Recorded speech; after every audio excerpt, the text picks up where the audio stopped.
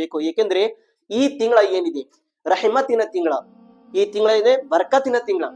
11 ತಿಂಗಳ ಎಲ್ಲಾ ಅಲ್ಲಾಹನ ಭಕ್ತಾದಿಗಳು ಅಲ್ಲಾಹನ ರಹಮತ್ ಕಡೆ ಹುಡುಕ್ತಾರೆ. ಅಲ್ಲಾಹನ ರಹಮತ್ ಎಲ್ಲಿದೆ ನಾವು ಅಲ್ಲಿ ಹೋಗ್ಬೇಕು. ಅಲ್ಲಾಹನ ಬರ್ಕತ್ ಎಲ್ಲಿ ಸಿಗಾಕೊಂತಿದೆ ಆ ಬರ್ಕತಿನ ಸಮೀಪ ನಾವು ಹೋಗ್ಬೇಕು.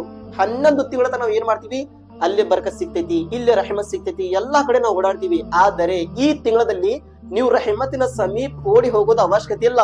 ರಹಮತನೇ ನಿಮ್ಮ ಮನೆಯಲ್ಲಿ ಬಳಿ ಬರಾಕುಂತಿದೆ, ಅಲ್ಲಾಹನ ಬರ್ಕತನೇ ನಿಮ್ಮ ಮನೆಯಲ್ಲಿ ಬರಾಕುಂತಿದೆ. ಉಲ್ಟಾ ನೀವು ಅಲ್ಲೇ ತನಕ ಓಡಿ ಹೋಗೋದು ಅವಶ್ಯಕತೆ ಇಲ್ಲ. ರಂಜಾನ್ ತಿಂಗಳಲ್ಲಿ ನಿಮ್ಮ ಸಮೀಪ ಬರಾಕುಂತಿದೆ ಅಂದ್ರೇನೆ ಇಂತ ರಹಮತ್ ಮತ್ತು ಬರ್ಕತಿನ ತಿಂಗಳಲ್ಲಿ ನಾವು ಯಾವುದೇ ತರಹದ ತಪ್ಪವಾದ ಕೆಲಸ ಮಾಡಬಾರ್ದು, ಯಾವುದೇ ತರಹದ ನಾವು ಪಾಪದ ಕೆಲಸವನ್ನು ಮಾಡಬಾರ್ದು, ಯಾವುದೇ ತರಹದ ನಾವು ಕೆಟ್ಟ ದಾರಿಲಿ ಹೋಗಬಾರ್ದು. ಅಲ್ಲಾಹ್ ಅಕ್ಬರ್, ಇಲ್ಲಿ ತನಕ ಬಂದಿದೆ.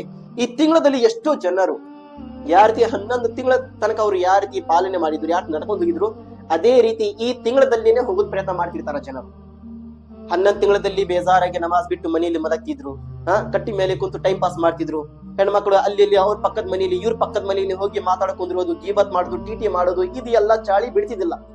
ಅಲ್ಲಾಹ್ ಅವ್ರ 11 ತಿಂಗಳ ತನಕ ಅವ್ರ ಇದೇ ನಡ್ಕೊಂಡು ಹೋಗ್ತಿದ್ರು ಅವರು. ಅದೇ ರೀತಿ ಈಗ ಏನು ರಂಜಾನ್ ತಿಂಗಳ ಬಂದಿದೆ, ರಂಜಾನ್ ತಿಂಗಳ ಬಂದಿದ ನಂತರ ಈ ರೀತಿ ಇಂತಹ ಪರಿಸ್ಥಿತಿ ನಮ್ಮ ಮನೆಗೆ ಇರಬಾರ್ದು. ಚೇಂಜಿಂಗ್, ಬದಲಾವಣೆ ಆಗ್ಬೇಕು. ಏಕೆ ಬದಲಾವಣೆ ಆಗ್ಬೇಕು? ಪವಿತ್ರವಾದ ತಿಂಗಳ ಬರಾಕುಂತಿದೆ, ಏನು ರಹಮತಿನ ತಿಂಗಳ ಬರಾಕುಂತಿದೆ, ಬರ್ಕತಿನ ತಿಂಗಳ ನಮ್ಮ ಮನೆಯಲ್ಲಿ ಬಂದಿದೆ, ರಹಮತಿನ ತಿಂಗಳ ನಮ್ಮ ಮನೆಯಲ್ಲಿ ಬಂದಿದೆ.